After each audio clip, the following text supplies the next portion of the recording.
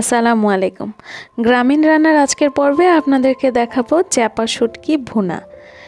হ্যাঁ বন্ধুরা, এই শুটকিটা রান্নার রেসিপিটা ফলো করে যদি আপনি রান্না করেন গ্রামীণ স্টাইলে, তবে খেতে অসাধারণ টেস্টি হবে।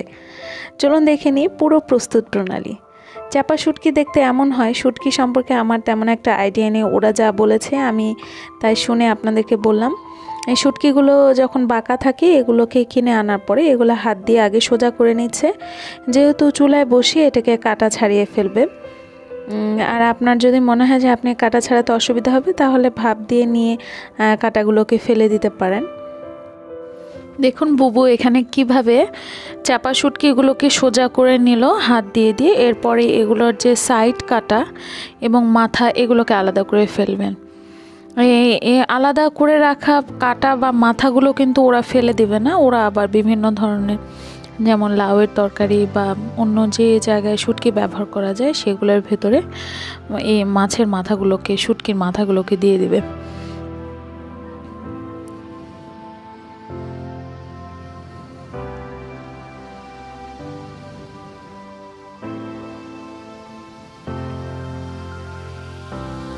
পর্যায়ক্রমে সমস্ত শুটকির কাটা এবং মাথাগুলোকে আলাদা করে ফেলার পরে এরপরে রান্না প্রস্তুতির পালা। এখন এখানে পেঁয়াজ রসুন কেটে নেওয়া হচ্ছে। পেঁয়াজ রসুন আসলে আপনি কতটুকু শুটকি দিচ্ছেন সেটার উপরে নির্ভর করে, তবে বেশি করে পেঁয়াজ রসুন দিলে নাকি শুটকিতে টেস্ট বেশি আসে, বিশেষ করে যদি আপনি ভুনা রান্না করেন। এখানে ওরা প্রায় 8-10টি মাঝারি সাইজের পেঁয়াজ এবং 3টি রসুন কুচিয়ে নিয়েছে। আর শুটকি তো আপনারা দেখলেনই কয় পিস শুটকি নিয়েছে।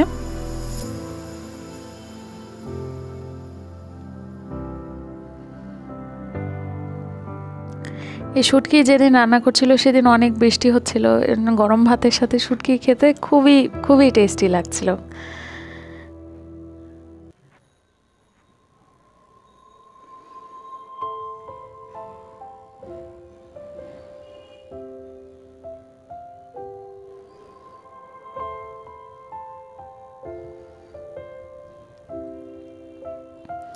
এরপরে দেখুন পেঁয়াজ এবং রসুনগুলোকে পর্যাপ্ত পরিমাণে তেল দিয়ে ভুনা করে নিয়ে এর ভেতরে শুটকিগুলোকে দিয়ে দিয়েছে। কোনো ধরনের মশলা এর ভেতরে দেয়নি এবং পানি দিয়ে এটাকে জাল করছে যতক্ষণ শুটকিগুলো গলে না যায় এবং এর ভেতর থেকে যে লম্বা কাটাগুলো রয়েছে সে কাটাগুলো সহজে আলাদা করে ফেলা না যায়, ততক্ষণ এটিকে জাল করতে হবে। অল্প পরিমাণে পানি দিয়ে ঢাকনা দিয়ে রেখে এটাকে 5 থেকে 6 মিনিট কুক করতে হবে।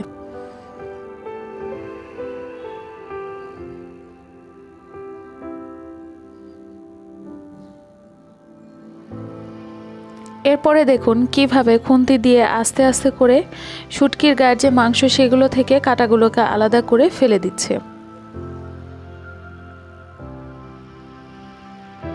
আপনারা চাইলে এভাবে ফেলে দিতে পারেন, আর না চাইলে এটি চুলা থেকে নামিয়ে নিয়ে শুটকিগুলোকে বেছে আলাদা করে কাটা ফেলে দিতে পারেন। কাটা থাকলে নাকি শুটকিটা আসলে খেতে তেমন একটা ভালো লাগে না, কারণ দাঁতের নিচে কাটা পড়ে বারবার। স্বাদ হলেও এই জিনিসটা একটা বিরক্তিকর ব্যাপার কাটার কারণে, এজন্য কাটাগুলোকে আলাদা করে ফেলে দিচ্ছে। সমস্ত কাটাগুলো আস্তে আস্তে এভাবে শুটকি থেকে আলাদা করে ফেলে দেওয়া হলো।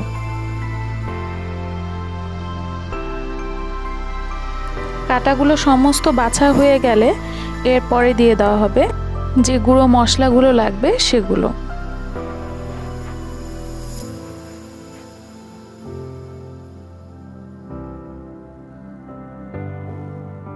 ভিডিওটি যদি খুব ভালো করে খেয়াল করেন তাহলে খুব সহজে আপনারাও বুবুর মতো এইভাবে চুলায় থাকা অবস্থায় শুটকি থেকে কাটা আলাদা করে ফেলতে পারবেন। এরপরে মরিচ দেওয়ার পালা। হ্যাঁ, এখানে দেওয়া হচ্ছে অনেক পরিমাণ মরিচ, তবে আপনারা আপনাদের স্বাদ মতো মরিচ দিতে পারবেন। এখানে প্রায় 3 চা চামচ পরিমাণ মরিচ দেওয়া হয়েছে, গুঁড়া মরিচের গুঁড়ো, লাল মরিচের গুঁড়ো যেটা।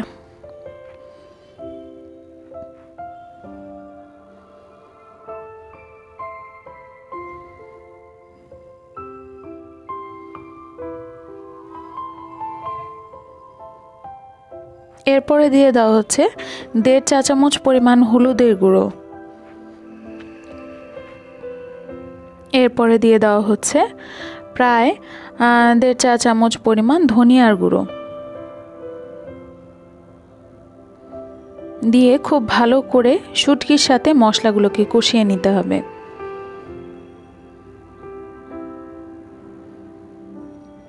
এরপরে দিয়ে দেওয়া হলো পর্যাপ্ত পরিমাণে লবণ। যেহেতু শুটকির নিজস্ব একটা লবণ রয়েছে, এখানে লবণ দেওয়া থাকে, এই জন্য আপনারা স্বাদ মতো বুঝে লবণ দিয়ে নেবেন। এরপরে নাড়াচাড়া করতে হবে।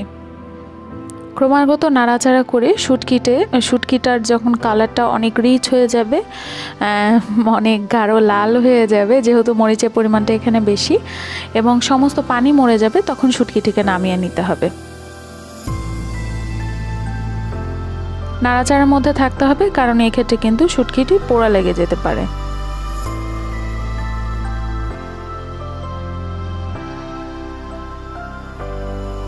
তৈরি হয়ে গেছে। এখন একটি সার্ভিং বাটিতে উঠিয়ে নেওয়া হচ্ছে। দেখুন কালারটা কত সুন্দর এসেছে এবং খেতেও কিন্তু অসাধারণ হয়েছে। বাসায় অবশ্যই ট্রাই করবেন এবং আমাকে কমেন্ট বক্সে জানাবেন আপনাদের রেসিপিটি কেমন লাগলো।